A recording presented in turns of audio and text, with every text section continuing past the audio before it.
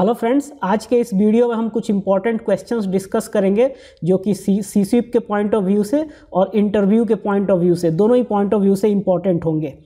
तो शुरू करने के पहले मैं अपने बारे में बता दूं, मेरा नाम है संदीप आनंद, मैं एक मैकेनिकल इंजीनियर हूं और मेरा 14+ ईयर्स का वर्किंग एक्सपीरियंस है। और मेरा एक हॉबी अपना नॉलेज शेयर करना, जो कि मैंने अपने वेबसाइट www.weldingandt.com और अपने यूट्यूब चैनल जो कि है youtube.com/weldingandt, तो इन दो माध्यम से मैं अपना नॉलेज शेयर करता हूं। फ्रेंड्स, अगर आप मेरे इनिशिएटिव को फाइनेंशियली सपोर्ट करना चाहते हैं तो आप मेरे चैनल से जुड़ सकते हैं। मेरे चैनल को ज्वाइन करके आप मुझे फाइनेंशियली सपोर्ट कर सकते हैं। देखिए, ज्वाइन जो है सब्सक्राइब से अलग होता है और सब्सक्राइब के पास में ही ये ज्वाइन बटन होता है। इसको क्लिक करके आप बहुत ही स्मॉल फीस 89 रुपीज़ का फीस पे करके आप मेरे चैनल के मेंबर बन सकते हैं और एक मेंबर को ये सारे बेनिफिट्स जो हैं वो मिलेंगे। तो फ्रेंड्स, शुरू करते हैं। हमारा फर्स्ट क्वेश्चन है, which mechanical test can be used to measure the toughness of weld metal, HAZ and parent material. Weld metal, heat affected zone और पेरेंट मटेरियल, इन तीनों का अगर टफनेस मेजर करना है तो कौन सा टेस्ट अप्रोप्रिएट होगा? पहला ऑप्शन है मैक्रो, दूसरा निक ब्रेक, तीसरा 4P इम्पैक्ट और चौथा D। तो फ्रेंड्स, जहाँ टफनेस की बात आती है तो टफनेस जो है हम चेक करते हैं 4P इम्पैक्ट टेस्ट से, तो इसका आंसर C होगा। Question number 2, which is the best destructive test for showing lack of sidewall fusion in a 20 mm thick butt weld? तो एक 25 mm thick butt weld है। अब कौन सा सबसे बढ़िया डिस्ट्रक्टिव टेस्ट मेथड होगा? इन चार ऑप्शंस में से कौन सा सबसे बढ़िया टेस्ट होगा जो कि आपको lack of side wall fusion को दिखा सके? LOSF, इसे शॉर्ट में बोलते हैं LOSF, lack of side wall fusion. तो lack of side wall fusion के लिए जो सबसे बेस्ट मेथड होता है इन चारों में से वो है side bend. Side bend test करने से हम lack of side wall fusion check कर सकते हैं। Question number 3, the principal purpose of welder qualification test. Welder qualification test करने का मेन मकसद क्या होता है, मेन एम क्या होता है? तो जब भी हम वेल्डर क्वालिफिकेशन टेस्ट करते हैं, हम वेल्डर की स्किल को चेक करते हैं, वेल्डर की एबिलिटी को चेक करते हैं कि वो कैसा अच्छा वेल्डिंग कर सकता है कि नहीं। तो इसका आंसर ए होगा, to test the skill of the welder. Next question, a fabrication procedure calls for the toes of all welds to be blended in by grinding. The most likely reason for doing this. Friends, ये question जब मैं सीसीप chapter 2 पढ़ा रहा था तो ये question मैंने आपको समझाया था। तो इसका जो आंसर है होगा वो बी होगा, इम्प्रूव द फटीग लाइफ। जो टोज होते हैं, वेल्डिंग के टोज होते हैं, उसे ब्लेंड किया जाता है ग्राइंडिंग से।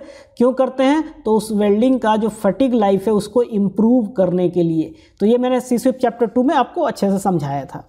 फिर क्वेश्चन नंबर 5 है, for full penetration single sided butt joint root bead penetration and profile are mainly influenced by. अगर आप फुल पेनिट्रेशन वेल्ड ज्वाइंट करते हैं तो उसका रूट बीड पेनिट्रेशन मतलब वेल्डिंग का पेनिट्रेशन और उसका प्रोफाइल सबसे ज़्यादा किससे इन्फ्लुएंस होगा, अफेक्ट होगा या प्रभावित होगा? तो जो पेनिट्रेशन है ये सबसे ज़्यादा जो प्रभावित होता है वो रूट गैप से होता है। रूट गैप अगर कम होगा तो पेनिट्रेशन बिल्कुल कम होगा, और रूट गैप मतलब थोड़ा ज़्यादा होगा तो पेनिट्रेशन ज़्यादा होगा। तो रूट गैप जो है वो पेनिट्रेशन और प्रोफाइल को बहुत ज़्यादा अफेक्ट करता है, इन्फ्लुएंस करता है। तो इसका आंसर जो है रूट गैप हो जाएगा C। Question number 6, which of the following would be cause for rejection by most fabrication standard when inspecting a fillet welds for undercut. आप एक फिलेट वेल्ड जो है अंडर कट के लिए इंस्पेक्शन कर रहे हैं, तो देखिए हर स्टैंडर्ड का अपना अपना एक्सेप्टेंस और रिजेक्शन क्राइटेरिया होगा।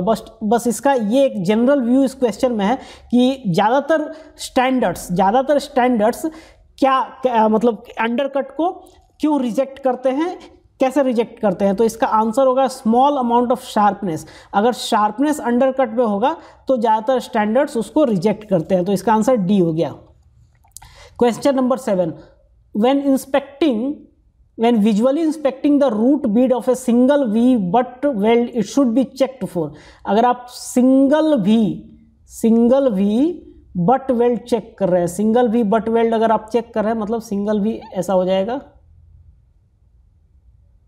ये हो गया आपका सिंगल वी बट वेल्ड। जब आप सिंगल वी बट वेल्ड का रूट वेल्डिंग जब चेक करते हैं तो रूट जब हम चेक करते हैं तो हम चेक करते हैं उसका पेनिट्रेशन कितना निकला है सबसे पहले, और साइड से फ्यूजन देखते हैं। तो यहाँ पे जो 4 ऑप्शन दिए हुए हैं उसमें देखिए लैक ऑफ पेनिट्रेशन एक ऑप्शन है, तो इसका आंसर हो जाएगा lack of penetration.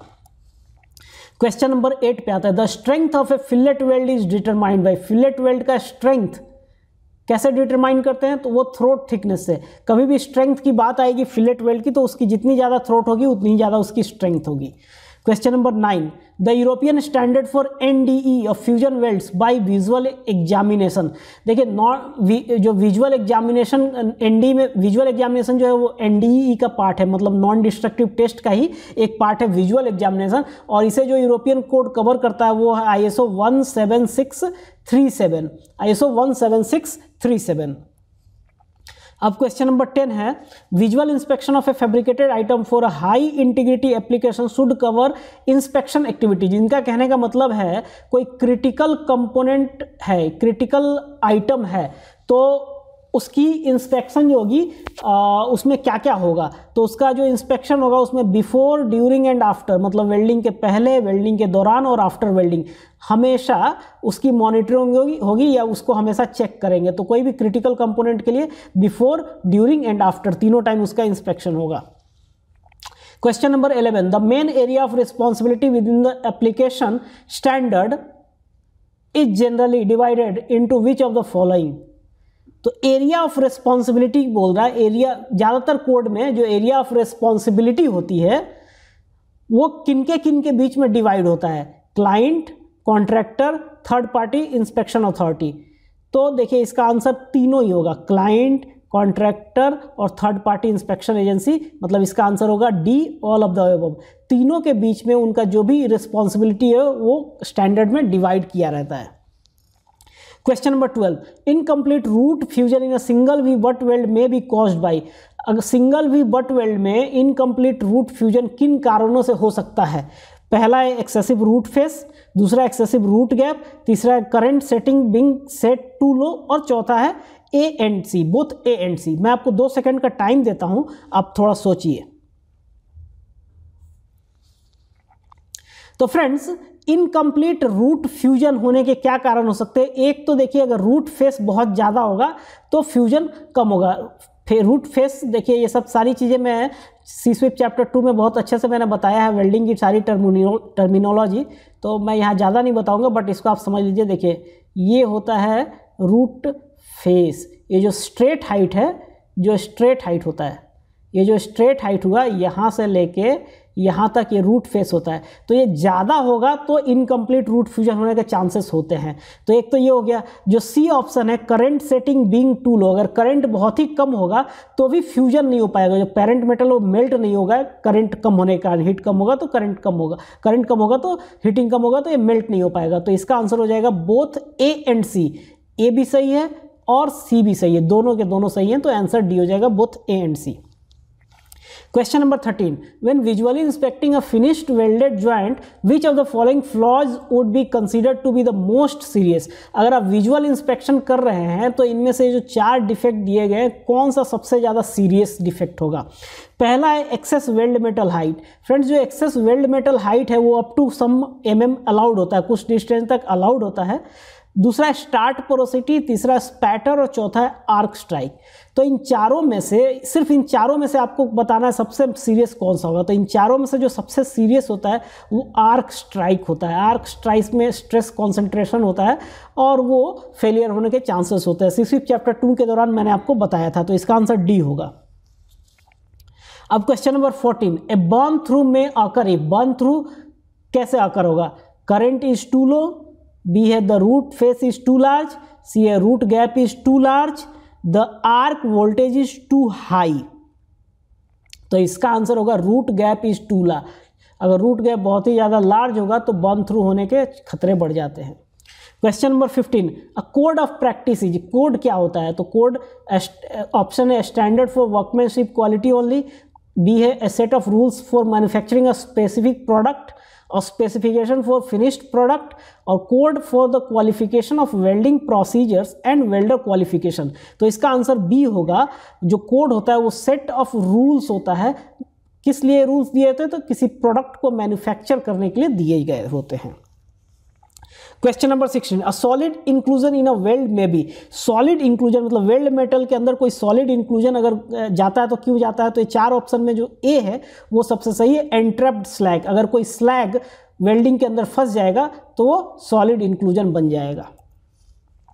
Question number 17, which of the following is a planar imperfection.